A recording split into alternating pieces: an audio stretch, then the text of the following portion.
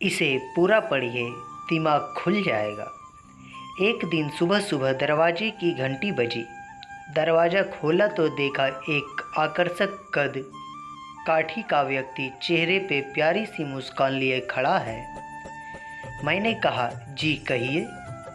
तो उसने कहा, अच्छा जी, आप तो रोज़ हमारी ही गुहार लगाते थे और सामने आया हूँ तो कहते हो जी कहिए। मैंने कहा, माफ़ कीजिए भाई साहब, मैंने पहचाना नहीं आपको। तो वह कहने लगे, भाई साहब, मैं वही हूँ जिसने तुम्हें साहब बनाया है। अरे ईश्वर हूँ ईश्वर, तुम हमेशा कहते थे ना कि नज़र में बसे हो पर नज़र नहीं आते। लो आ गया। अब आज पूरे दिन तुम्हारे साथ ही रहूँगा। मैंने चिढ़ते हुए कहा, ये क्या मजाक है। अरे मजाक नहीं, सच है। सिर्फ तुम्हें ही नज़र आऊँगा, तुम्हारे सिवाय कोई देख सुन नहीं पाएगा मुझे। कुछ कहता इसके पहले पीछे से माँ आ गई।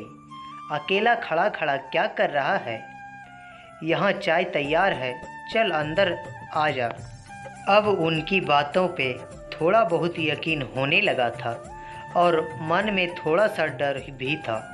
मैं जाकर सोफे पर बैठा ही था कि वह भी बगल में आकर बैठ गए। चाय आते ही जैसे ही पहला घूंट पिया मैंने गुस्से से चिल्लाया, अरे माँ, ये हर रोज़ इतनी चीनी।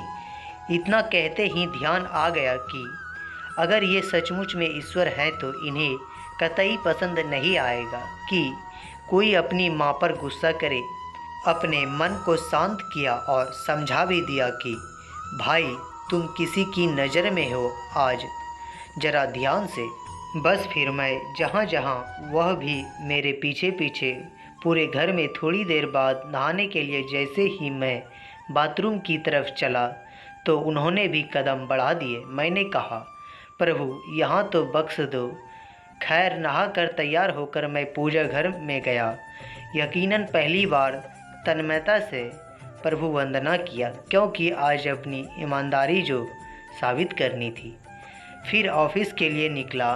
अपनी कार में बैठा तो देखा बगल में महाशय पहले से ही बैठे हुए हैं।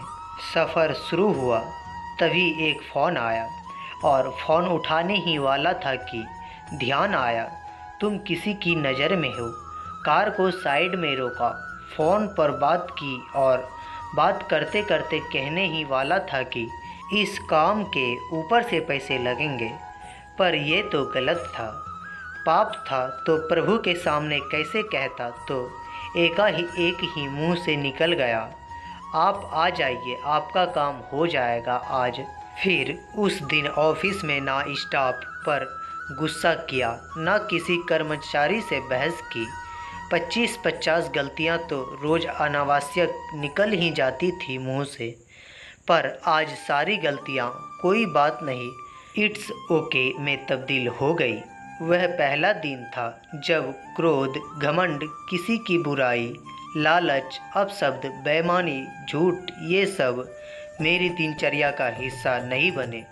शाम को ऑफिस से निकला, कार में बैठा तो बगल में बैठे ईश्वर को बोल ही दिया, प्रभु सीट बेल्ट लगा ले, कुछ नियम तो आप भी निभाए। उनके चेहरे पर संतोष भरी मुस्कान थी। घर पर रात्रि भोजन जब परोसा गया तब शायद पहली बार मेरे मुंह से निकला, प्रभु पहले आप लीजिए, और उन्हें भी मुस्कुराते हुए निवाला मुंह में रखा। भोजन के बाद माँ बोली, पहली बार खाने में कोई कमी नहीं निकाली आज तूने। क्या बात है, सूरज पश्चिम से निकला है क्या आज? मैंने कहा, माँ, आज सूर्योदय मन में हुआ है। रोज़ मैं महज खाना खाता था, आज प्रसाद ग्रहण किया है माँ। आज प्रसाद में कोई कमी नहीं होती। थोड़ी देर टहलने के बाद अपने कमरे में गया। शांत मन और शांत दिमाग के साथ तकिए पर अपना सिर रखा तो ईश्वर ने प्यार से सिर पर हाथ फेरा और कहा, आज तुम्हें नींद के लिए किसी संगीत, किसी दवा और किसी किताब के सहारे की ज़रूरत नहीं है। गालों की थपकी ने गहरी नींद को हिला दिया। कब तक सोएगा, जाग जा अब, माँ की आवाज़ थी। सपना था शायद, हाँ सपना ही था, पर आज का यह सपना मुझे जीवन की गहरी नींद से जगा दिया। अब समझ में आ गया उसका इशारा, तुम मेरी नज़र में हो। जिस दिन हम ये समझ गए कि वो देख रहा है, उस दिन से हमारी जीवन यात्रा सरल व सुखद हो जाएगी। दोस्तों, इस कहानी का यही तात्पर्य है कि हम सही या गलत जो भी कार्य करते हैं, हम हमेशा ईश्वर के नज़रों में रहते हैं। तो दोस्तों, अगर यह कहानी आपको पसंद आती है तो वीडियो को लाइक करके एक प्यारा सा कमेंट ज़रूर करें और इस वीडियो को ज़्यादा से ज़्यादा शेयर करके हमारे YouTube चैनल को सब्सक्राइब ज़रूर करें। धन्यवाद।